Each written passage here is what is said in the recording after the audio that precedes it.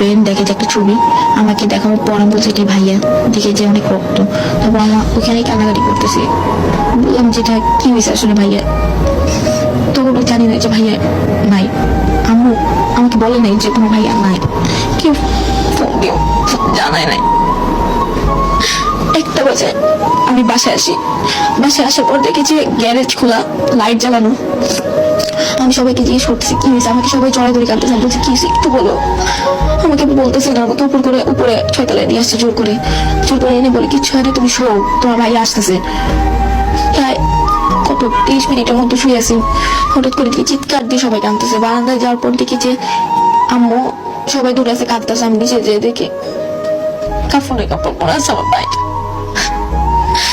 আমাকে ভাইটার সামনে কেউ যাইতেও দিতেছে না।